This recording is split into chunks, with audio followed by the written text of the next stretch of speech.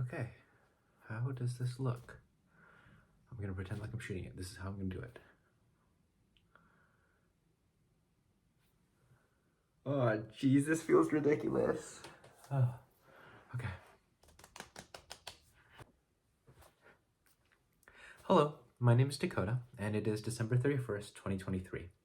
I just finished my first semester of med school, and I wanted to post some of my reflections on the past 6 months of my life, in hopes that somebody who may be in the same position as my past self might be able to glean something from my retrospective thoughts and perspective now that I've been through about a half year of medical school. First and foremost, I would like to encourage you and say, pursue medical school. Try to become a doctor, do what it takes to get there. Because as a pre-med, I heard a lot that I shouldn't. From doctors and med students, I was told that it's impossible, you won't have a life, and that unless you're ready to live and breathe medicine, it's not for you. Now, there isn't to discount what they say about how hard it is to be a medical student. All the things that you hear about being a medical student are probably true. I find that I am studying a lot and that I live by a pretty strict schedule, but that doesn't mean that I have no life. And by no means am I miserable all the time. Granted, I've only been through about 6 months of it, which is half of one of the 4 years, so take what I say with a grain of salt. But I definitely think that it's doable and you will have time to do something else besides reading and studying all the time. So please, if you were looking for a sign that you should actually do it, this is it. All right, now let's actually move on to the thoughts and reflections that I've had over these past 6 months. Everyone says it, and it's really cliche, so I'll keep it short, but take care of your health. In particular, for my past self, I definitely would have needed to hear that even though I'm sleeping and I'm eating healthy, I need to make sure that I do it enough. I need to sleep enough, and I need to definitely eat enough. Additionally, just because you can do something doesn't mean that you should or that you have to. I've really learned the importance of not overfilling my schedule. Breaks, and I mean scheduled breaks where you genuinely put everything aside, are just as important as the time that is spent productively. As much as you may want to be productive all the time, as much as I want that now, it's not realistic because we're still humans. Like, we're not machines, we're not production lines, we are still people. And people aren't made to work 24/7, or at least 16 hours a day when they're awake, and sleep the perfect other 8 hours. So when it comes to scheduling and planning, there are two things that I really think about and try to think ahead when I do it. And first, that is it realistic? Is it something that I can consistently do? And secondly, does it take care of everything that I need for it to? So before I make a plan, I usually try to research everything that I need for it. And then I make that plan so that as I continually execute it and go through that plan and schedule every day, I stop worrying about, is it getting everything that I need done? Because I did the research ahead of time and I know that it will. So for your health, make sure that you are not just eating and sleeping, but eating and sleeping enough.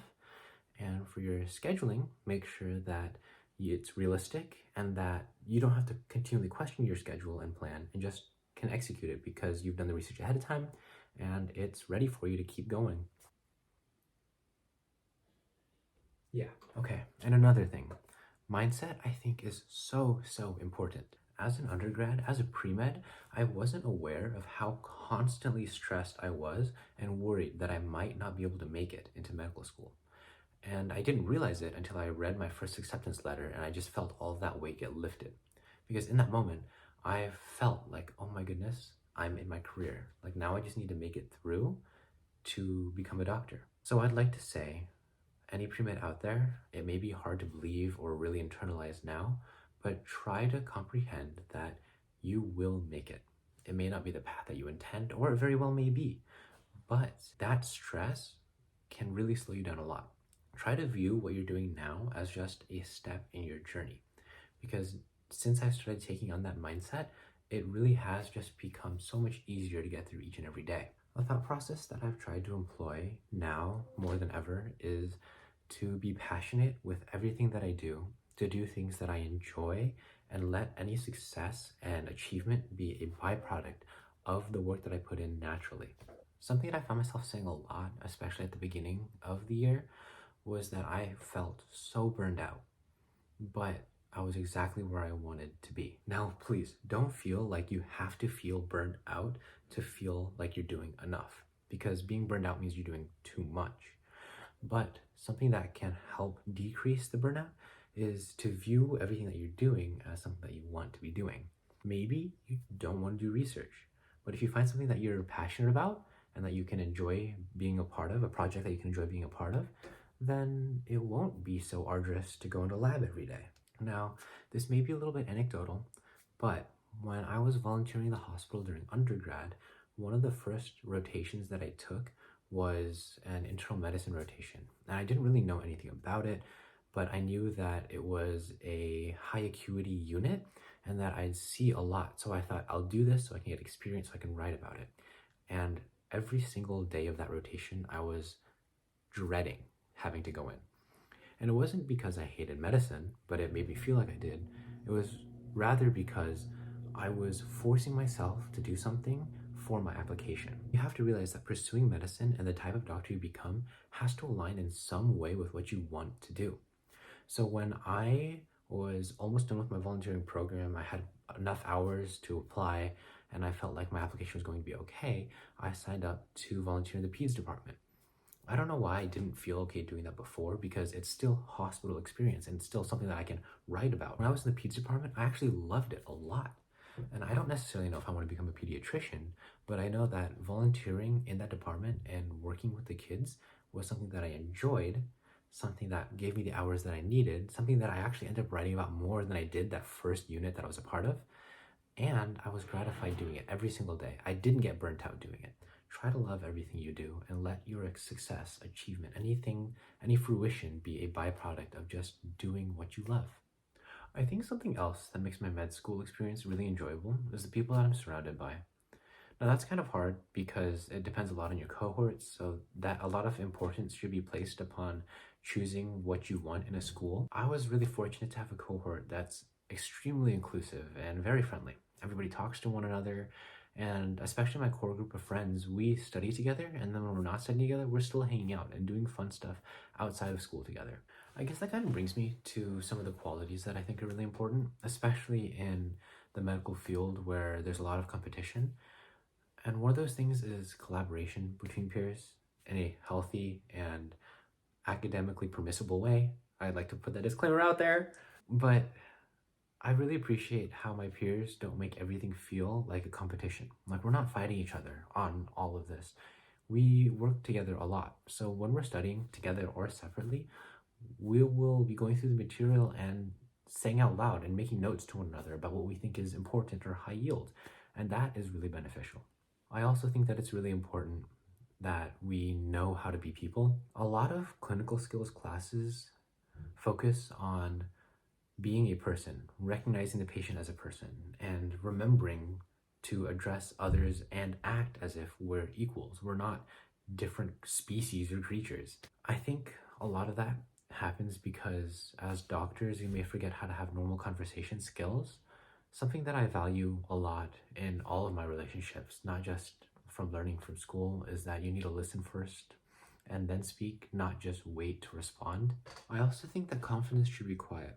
I don't really like it when people have to be braggadocious or scream to others and make sure that everybody knows about their accomplishments, because now that we're at this level, everybody is highly accomplished and everybody is really, really smart, actually.